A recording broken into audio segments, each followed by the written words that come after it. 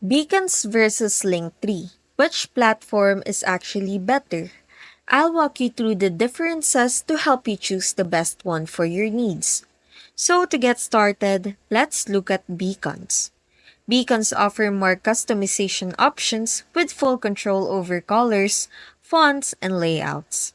If branding is important to you, Beacons lets you design your link page to match your aesthetic. It also has a built-in tools like email capture and analytics to grow your audience. Next up is Linktree. Linktree is simple to set up and user-friendly. If you're looking for a quick no-fuss solution, Linktree lets you share multiple links with ease.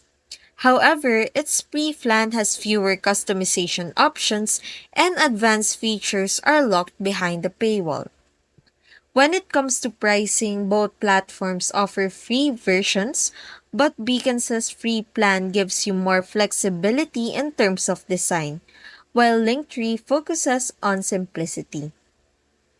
If you need full control over design and extra features, Beacons is your pick. If simplicity and ease are your priority, Linktree might be the better option for you. That's it. Now you know the key differences between Beacons and Linktree.